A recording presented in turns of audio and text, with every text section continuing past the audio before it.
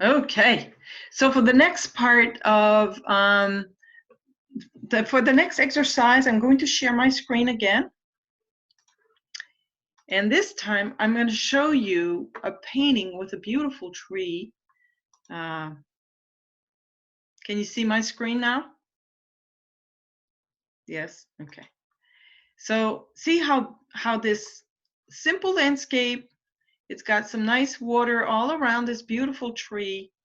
And the tree here in the middle is even higher than the mountains in the background, because the tree is closer to us, so appears to be much taller than whatever is on those mountains in the back.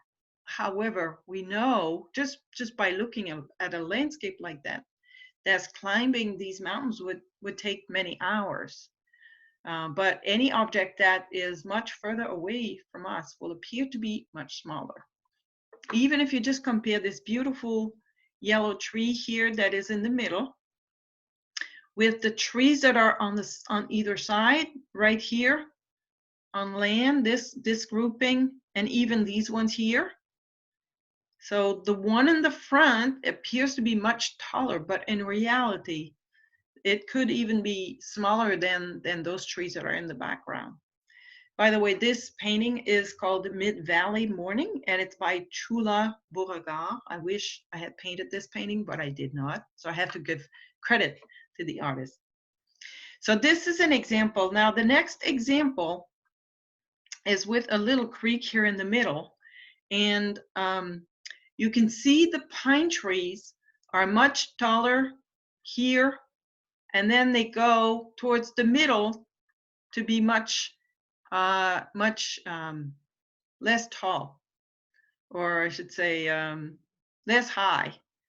So they're a lot shorter here, right here in the middle, than they are right here on the side or right here on the other side.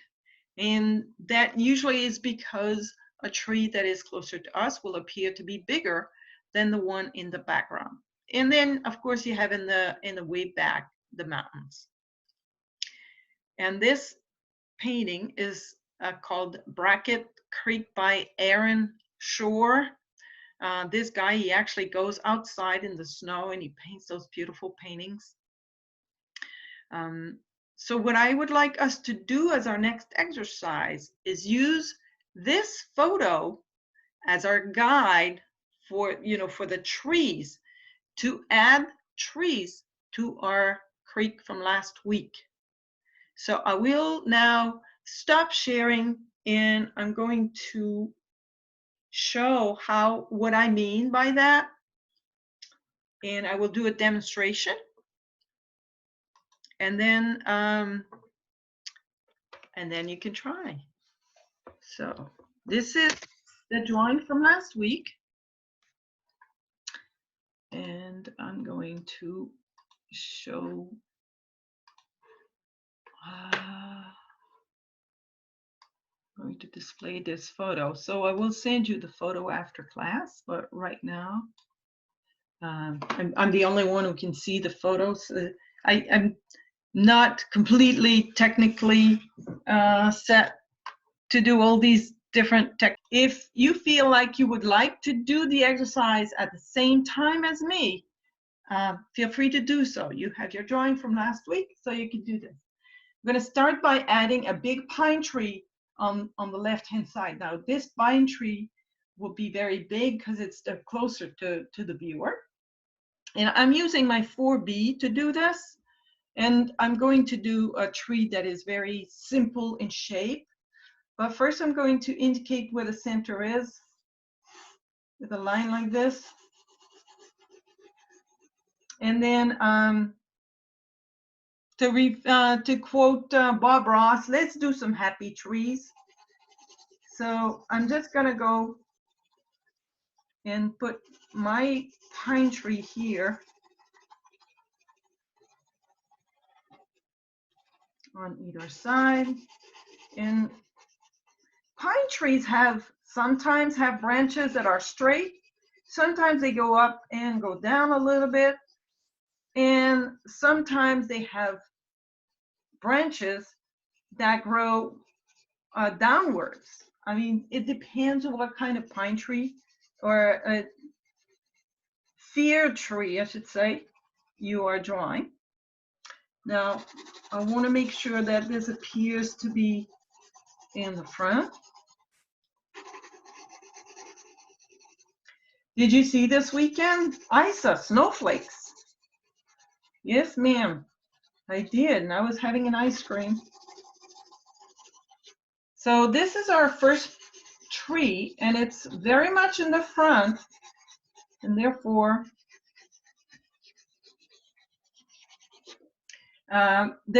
it's the biggest one, and it's the darkest one. If you have like a 6B, you can even add more darkness here at the bottom because it's fuller, closer to the tree trunk. So this is my first tree. It could be even taller than the mountain. It depends on your background mountain. Depends how tall it was, but it could be, you know, even taller. There you go.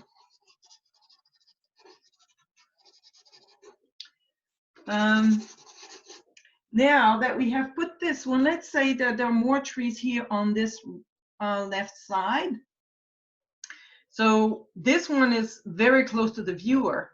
If I were to put a tree right here, it would be a little further away from the viewer. So it would appear to be smaller, and it would appear to be skinnier, and probably a little lighter in color, in tone.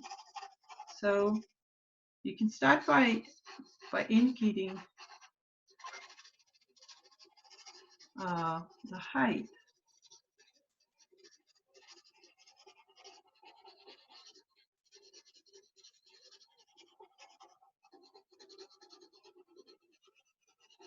Here.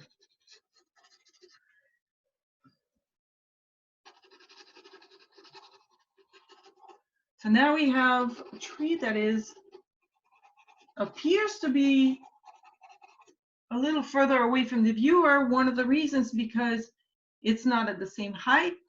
The other reason is smaller, and it's not as wide, and it's not as tall. Now, if I were to also put some trees, so my creek goes on my road, it goes this way and goes behind this tree, and then it gets lost in distance. But let's say there are trees here on either side, so maybe the trees are just small little things like this. Claire, are you still using 4B for all the trees? Yeah, I'm using 4B for all the trees. And okay. It's a good point that you're asking me this question. Now, these ones here in the background are potentially a little lighter.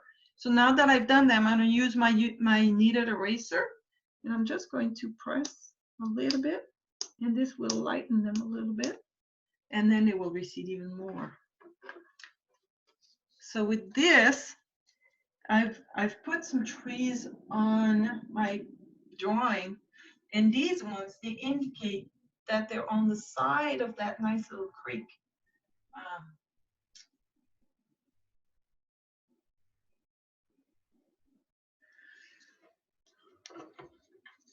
Now we could also put trees that have leaves in it. Still using my 4B.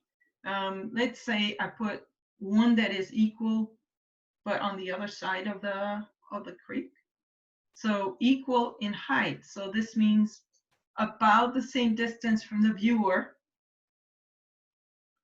And so you can just put the tree trunk.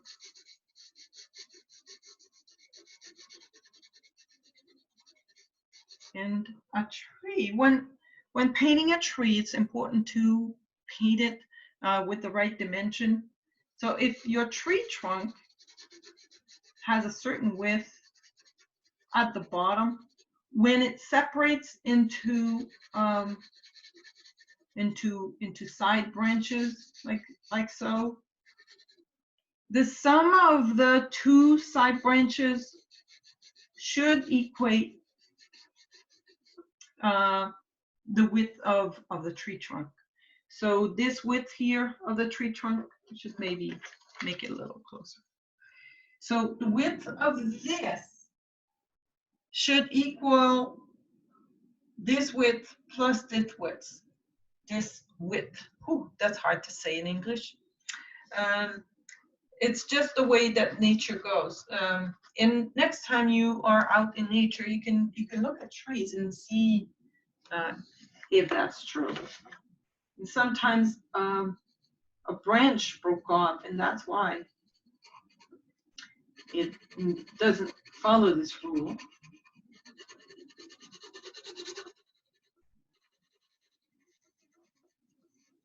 When drawing a tree,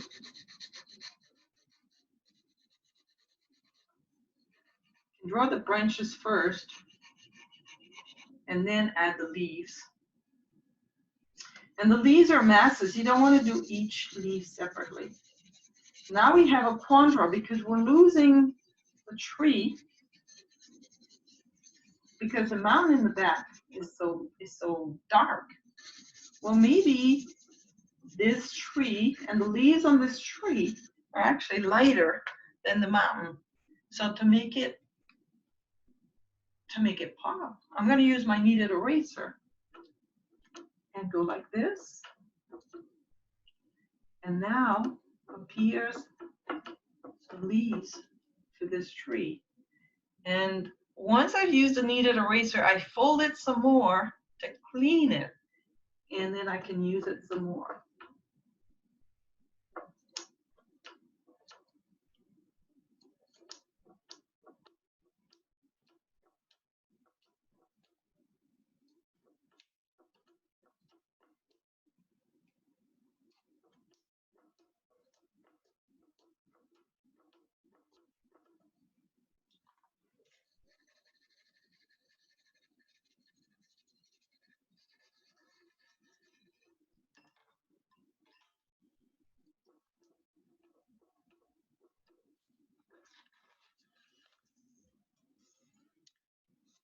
I think this branch is a little too long.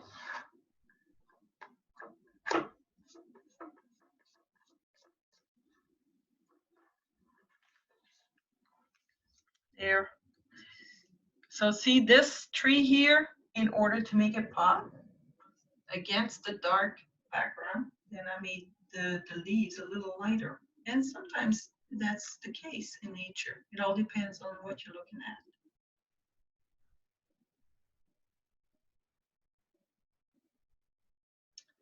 So I'm going to let you continue the exercise for another, about approximately another 10 minutes.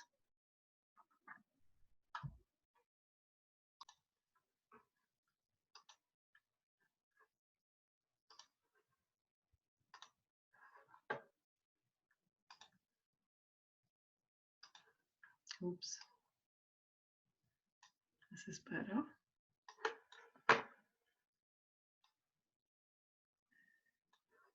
This is the nice Brackett Creek from Aaron Shore.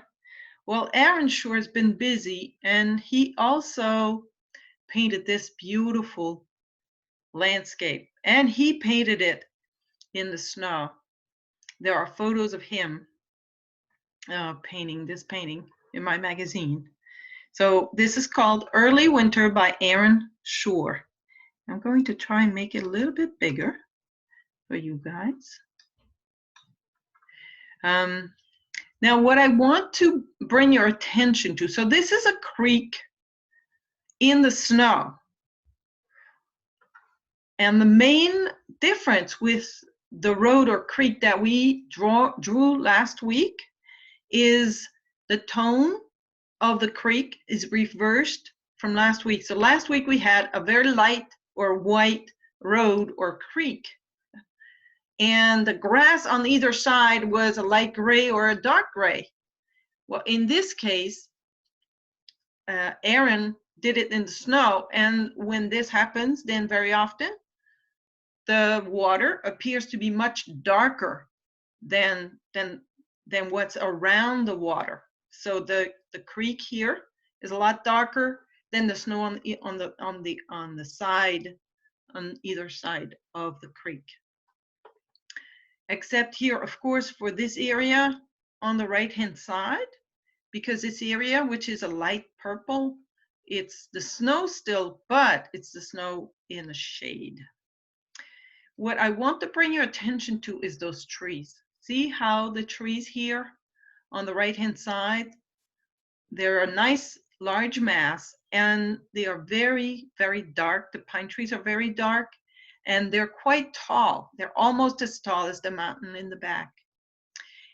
Then if we move our eye to the left and look at these trees right here in the background, very, very, very small trees. Although we can feel a grandeur to these trees, we can feel these are not small little bushes. It's probably similar types of trees, but way in the back. As a result, they are much smaller, much skinnier, and there's a lot less yellow on these trees. They're a lot grayer. And so in terms of the tone, they're lighter. So this is to give you an idea of what we're going to work on next week. I know this is a very complex drawing, but we are going to start very slowly next week with just a very simple drawing of this creek. And then the next step will be to do the creek and the mountain, and then we're going to do the creek, and we're going to add a few trees in the landscape. So this is what we're going to work on next week. And for now, it's time for me to assign you your homeworks for this week. So if you want to unmute yourself. And yeah, your first homework is to practice the lines. So do like 50 lines, vertical, 50 lines, horizontal, and try to do this, a quick exercise like this, and then like this, like we did.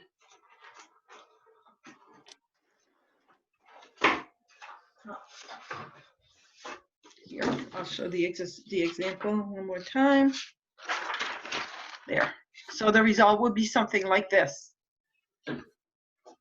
The second exercise, the second homework is those little thumbnails that I did, that I showed you. I don't see them. Ah, yeah, here they are. So the little thumbnails that I showed you, these ones, so these two, if you haven't finished it during class, please finish it. And the third exercise is to finish putting the trees in your landscape. And the result could be something like this. If you want to go wild and add even more trees or different types of trees, please do so. So these would be your homeworks. Now, if you want to go beyond all of this, you can also try to find one of your photos and photos that include trees, and do a little drawing of it.